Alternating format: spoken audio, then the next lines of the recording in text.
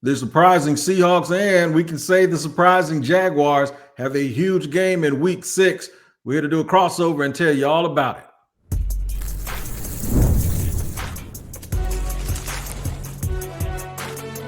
You are Locked On NFL Crossover, part of the Locked On Podcast Network.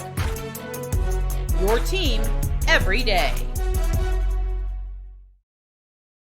That is, in fact, true. It is your team every day. And we thank you for making us your first listen here on both Locked On Jaguars and Locked On Seahawks. I am Tony Wiggins. He is Corbin Smith.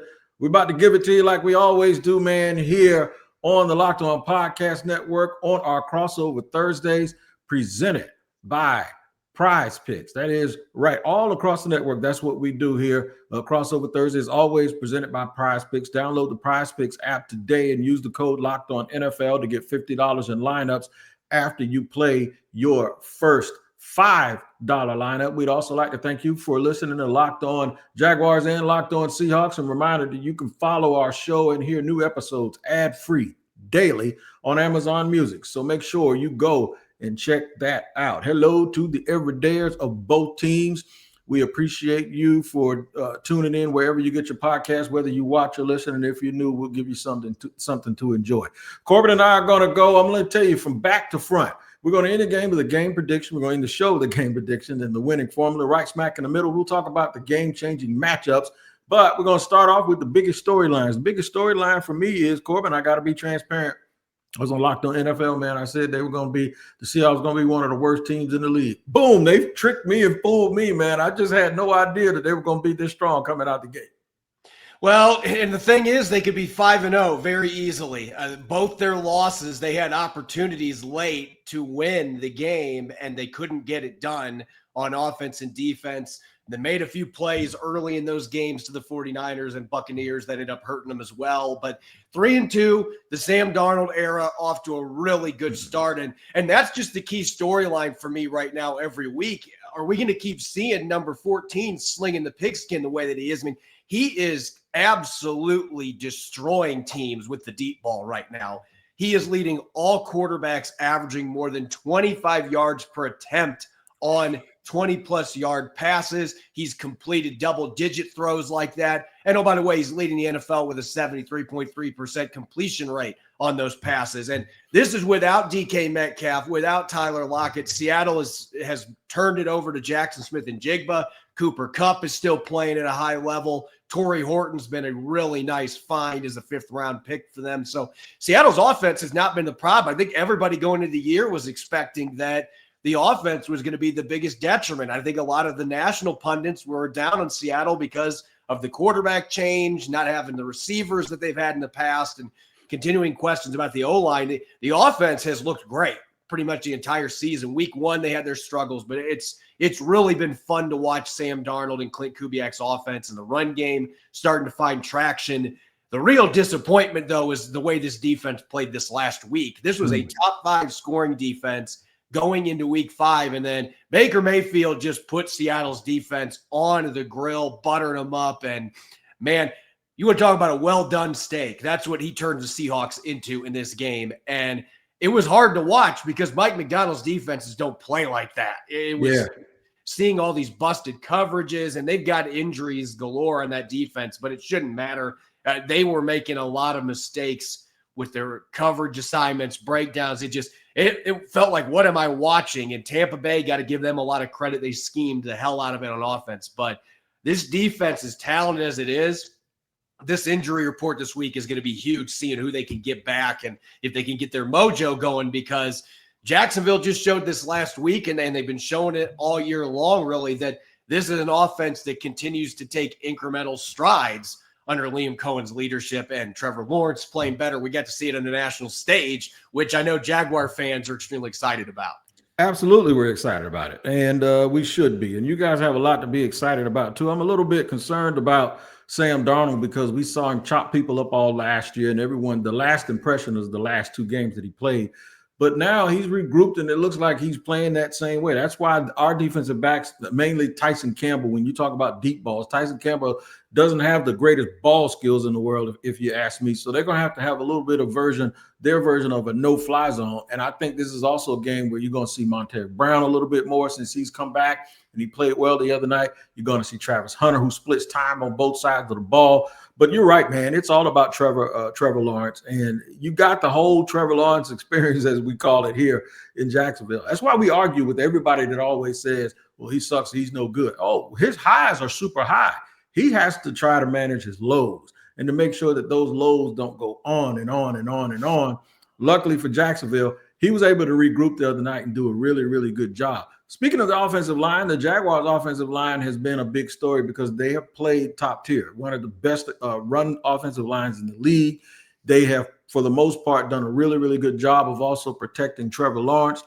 They are also a little bit banged up. So you got a banged up offensive line, and we'll find out later on, maybe tomorrow, what that injury report looks like. But then you talk about you guys' defense being banged up. The one thing I'll tell you, man, is that it's always about the trenches. We can talk about quarterbacks all we want to, but whoever wins the blocking and tackling usually wins this game. So I'm really, really looking forward to it, and I think it's going to be very fun. One quick thing I want to ask you is the cross-country trip. I know in the media circles that kind of stuff comes up sometimes in questions. How have the Seahawks fared if they've had to go east, and now they're coming from the Pacific Northwest to the Southeast? I think weather might be a little bit advantageous for Jacksonville. Yeah, normally I would say that this is something to watch, but Mike Macdonald's teams, it's been so weird. They have lost 8 of their last 11 games at Lumen Field. Like what used to be the most dynamic home field advantage in the NFL, like they just can't get it done there consistently. But when they go on the road, they've already won in Pittsburgh earlier this year, which was a place that was a house of horrors for the Seahawks earlier in their franchise history. But they went to Pittsburgh and got the job done. They have excelled. They only lost 1 road game all of last year. They've won their 2 road games they have had to this point as well this season. They have been road warriors. They, for whatever reason, I've been joking with Mike Macdonald a couple times, like, you need to start having these guys go to your practice facility and get on a bus to go over to Lumen Field and make it a road game, because I don't know what they're doing, but they have had a ton of success, and they've won in southeastern environments too. They won in Atlanta last year.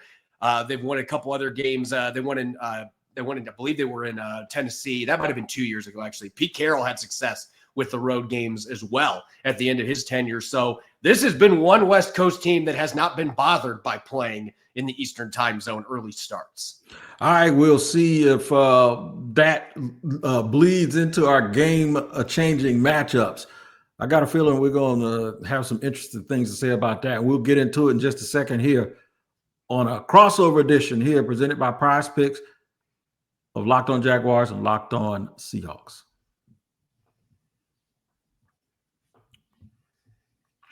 All right, today's show sponsored and brought to you by our friends over at Mazda. Mazda crafts cars for those who do more than simply move. Mazda delivers confidence with every ride, with more IIHS Top Safety Pick Plus awards than anyone else as of August of this year. From footwork to breathwork, athletes sweat all the details. Mazda brings the same intention to how we craft every model. You can feel the Japanese craftsmanship in every detail, from the metallic accents to available Napa leather and upholstery. You can make every drive feel like anything but an everyday drive. Smooth handling and intuitive controls is where it's at. With all-wheel drive standard in every crossover SUV, you can drive with confidence through almost any season. Like our players, we swear by every detail and sweat every detail, because when you make every move count, impossible becomes irrelevant. Mazda, move and be moved. All right, moving and grooving here on a crossover Thursday presented by Prize Picks here on Locked On Jaguars and Locked On Seahawks. We talked about the trenches. The offensive line for the Jaguars has been the real deal. The defense has been lights out, leading the league in turnovers, multiple turnovers. And our linebacker, Devin Lloyd, is playing like the defensive player of the year. But I want to reverse this for a minute.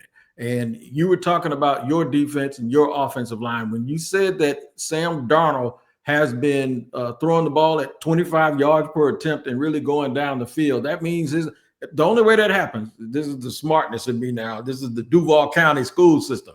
He didn't do that, and he can't do that unless somebody's been blocking for him and keeping the pass rush on the other side away from him. And right now, Trayvon Walker did not play because of the club. And you notice the noticeable difference in the Jaguars' ability to get pressure. I don't know if he's going to play or not, but to me, that's going to be the key if the Jacksonville Jaguars will have a chance to make Sam Darnold uncomfortable without blitzing and to be able to get to him with a four-man rush so they can play coverage on the back end and watch out for those weapons deep.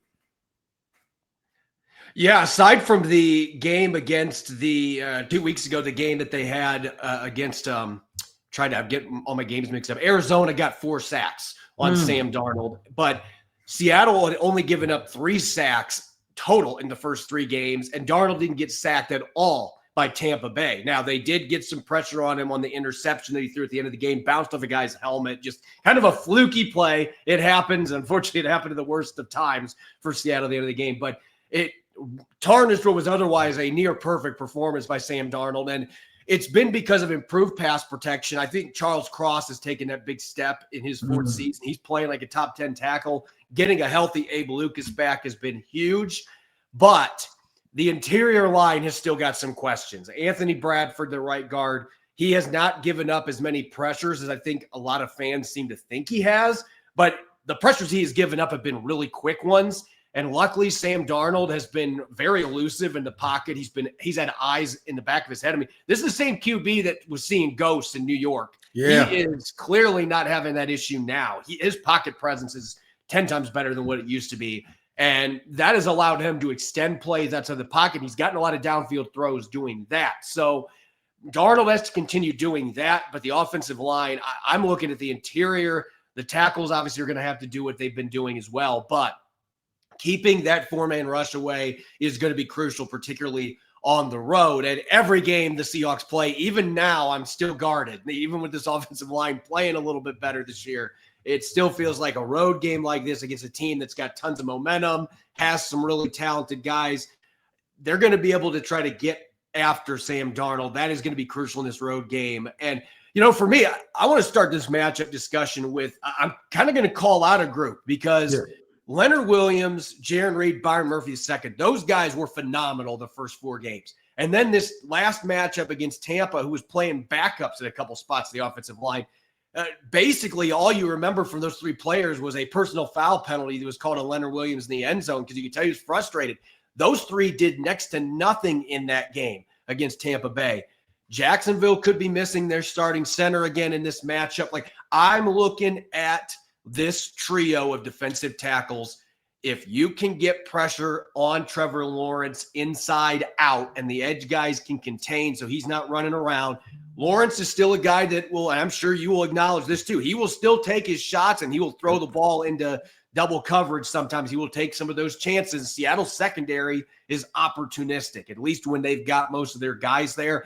I'm looking at that interior pressure. They didn't get it on Baker Mayfield. Can they get back to doing what they normally do? This is normally a wrecking defensive line, and they just didn't bring it this last game.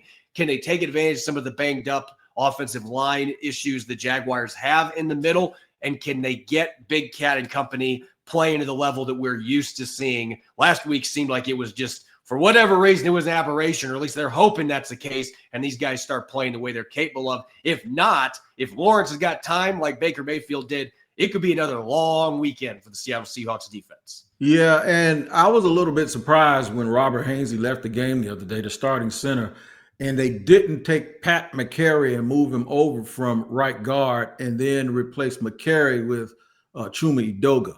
But Anton Harrison had been out of the game earlier, and Edoga was in and out playing right tackle. So I'm thinking that they would rather just change one person out than change 2 or 3 different people trying to appease putting the best 5 out there. But then Monahan comes into the game. He's a rookie from USC. The kid plays lights out, and he's lined up right across from Chris Jones, and they didn't help him. And he held his own on the big play that Brian Thomas Jr. caught down the sideline. Liam Cohen even said he was one-on-one with him, and he helped hold him off long enough with a little bit of a chip from a running back just for Trevor Lawrence to release that ball and let it go. And that enabled the Jaguars to get themselves into a real good position. So if Robert Hainsey isn't able to go, Jonah Monheim has the confidence of Liam Cohen and the rest of this ball club. Kenneth Walker, I saw a stat earlier in this year where he had some weird stats, some weird numbers where I think he was averaging the lowest yards per carry for a dude who started or something like that. Has he gotten on track and gotten going since early in the season?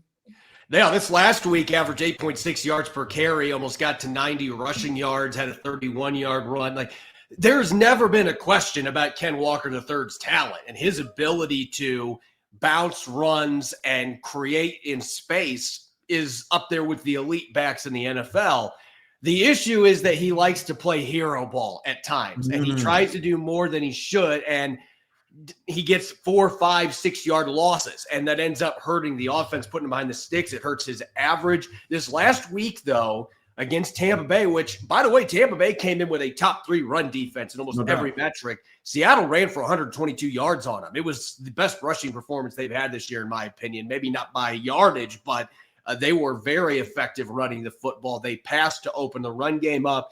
And Walker's worst run last week was 0 yards. He didn't have any tackles for a loss in the backfield, which if they can get that going where he's consistently getting positive plays and he's not having those drive killers that he has mixed in there time to time, this offense is that much more dangerous with him in there. I'm really curious to see how Seattle approaches the run game in this one, because Jacksonville has not been as successful as, say, Tampa Bay was, and the Seahawks went out and, like I said, they ran at will at times in that game with the passing game opening up those opportunities.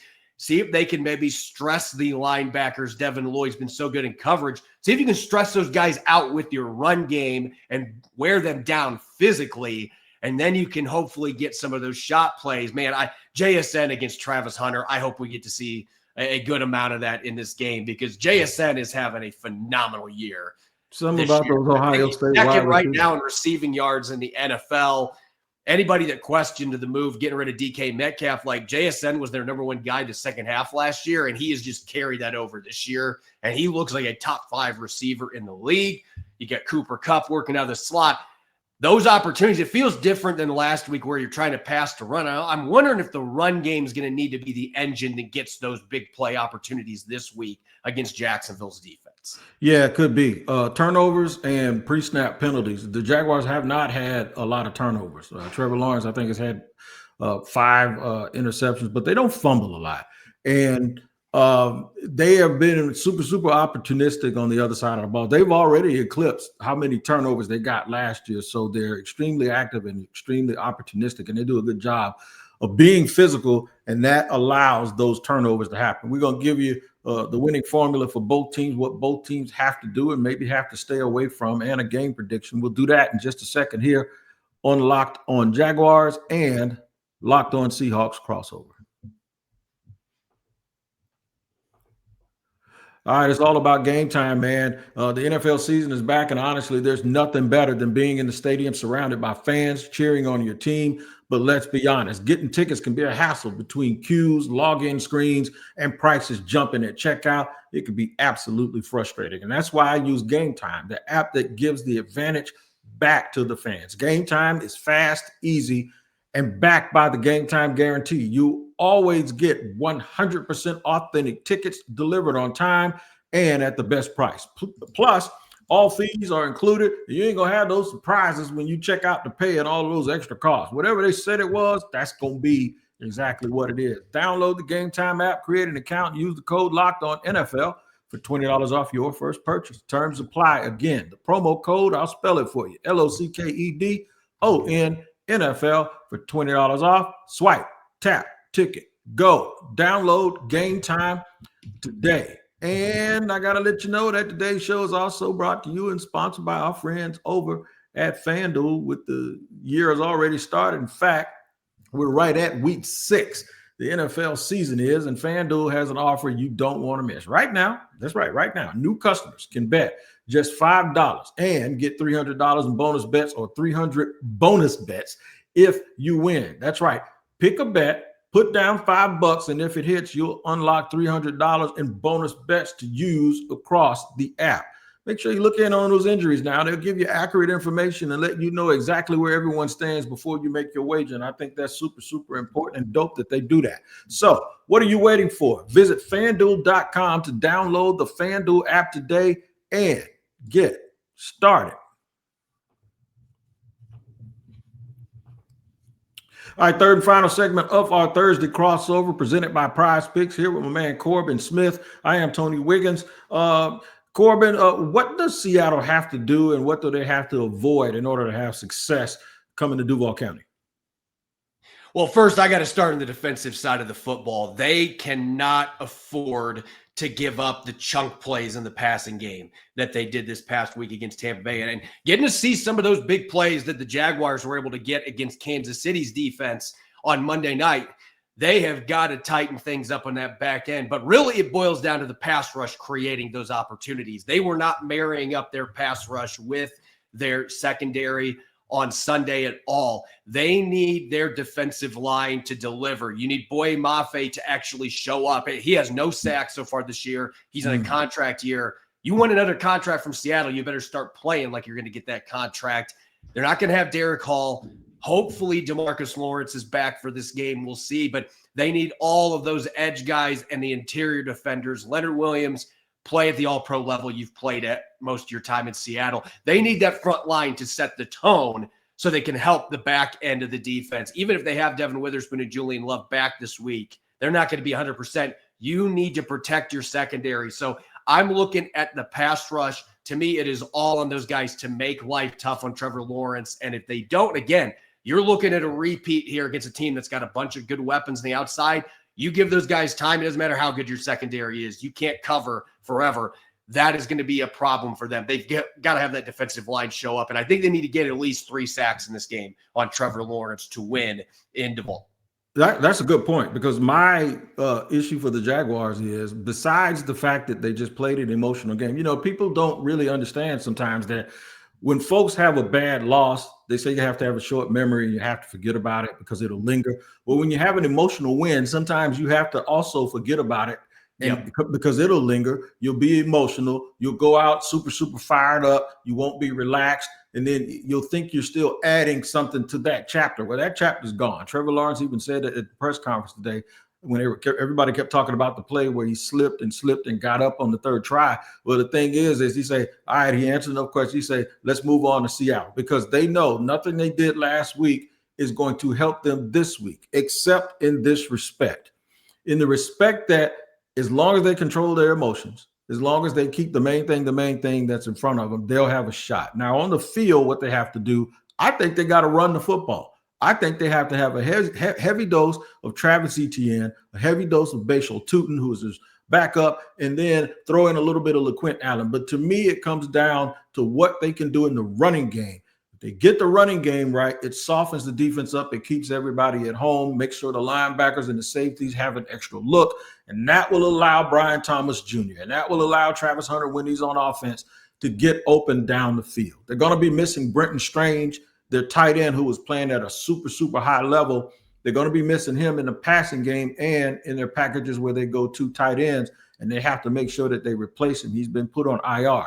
But it's going to be critical, in my opinion, that the Jaguars run the football, attack when they can with play action, get their receivers some room to operate, and then run well after the catch and create some of those chunk plays that you want Seattle to stay away from. The flip side of it is this: they can't turn it over. They can't have pre-snap penalties. If they start approaching 10 penalties, we got a problem. And they have been letting that clock. I'm going to tell the Seahawks fans something. When that play clock gets to like 8, you're going to hear the Jaguar fans on the TV. If you're coming here, you're going to hear them in the stadium. But you're going to hear them going, go, go, go. They were pushing him. It's almost like Trevor was having a baby and they were saying push or something, man. But because I'm telling you, every single play, they were like, hi, go, go. And sometimes he made it, sometimes he didn't. Sometimes they had to call timeout. Those are the things that the Jaguars have to clean up. If they do that, I think they'll be fine. Yeah, when I look at Seattle's offense going into this game, I don't want to make it sound like you and I are playing the same record, but really, for me, I mentioned this a little bit earlier in the matchups. Like, Seattle's coming off their best game running the football this year. 122 rushing yards. They had more rushing yards than a couple of the other games. But in terms of efficiency and not having the negative plays, they ran the football the best they have all year. You're starting to see this young offensive line gel from that perspective. You want to win on the road, especially going cross country. You want to go down to Jacksonville and beat a team that just had a statement victory of their own. You want to go make a statement, bring the physicality, bring the run game with you, and create those play action opportunities that Sam Darnold has been so lethal on. They need to get that ground game going early. And I just look at Jacksonville's front seven. This is a different matchup than it was last week. Tampa Bay, look, Jacksonville doesn't have Vita Vea. No. You aren't going into this game thinking we've got this massive DT that can wreck games by himself. And if we just try to run into a brick wall that is Vita Vea, good luck getting your offense going. They were passing the ball to really work him and make it difficult for Tampa Bay to really get down in the run. I look at this game, though, and I'm thinking the guys that really scare me are the athletic edge rushers, the athleticism of the linebackers. How do you attack that? Let's get physical with those guys up front. So I think if Seattle can get to 125 rushing yards in this game and have at least one rushing touchdown in the red zone, I think you can guarantee they win this football game. That's how big it is to me. I think if they come in and they are flat running the ball like they were a couple times earlier this year, 49ers game in week 1, didn't run the ball well against New Orleans, ironically, in week 3, but they were throwing the ball so well they didn't need to run the ball.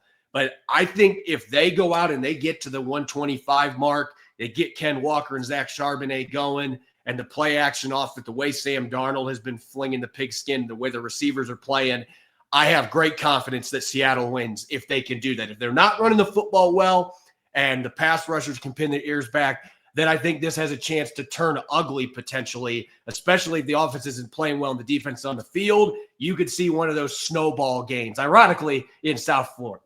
Yeah, no doubt about it. You said something to start the show. You said we should be 5-0. The Jaguars actually should be 5-0. They lost to Cincinnati with that quarterback, Jake Browning, that just got benched, by the way.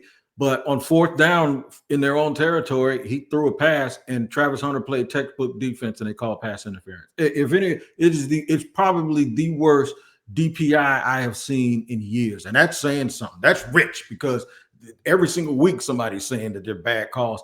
But this was textbook defense, got his head around, knocked the ball out, and the explanation was that he didn't turn his head around, and that's just totally 100%. That if they give the Jaguars that play, they walk out of Cincinnati with a win, and they're sitting here at 5-0 instead of 4-1.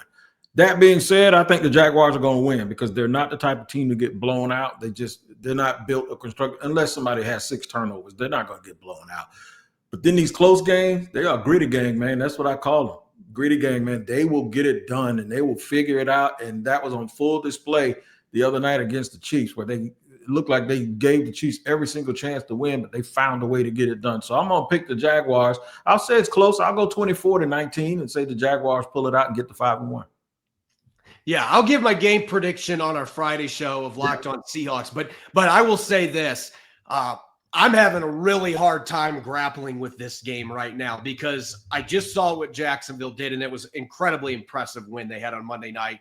I saw what Seattle's defense did, and I've seen this defense play really well way too often. I cannot see that this group is going to come out playing with pride. They're going to look at that film like teams don't do that to us. We're a Mike McDonald defense. I think the defense is going to come out on a mission. I think the offense is going to look at this last game like we were really good, but we still didn't get the job done.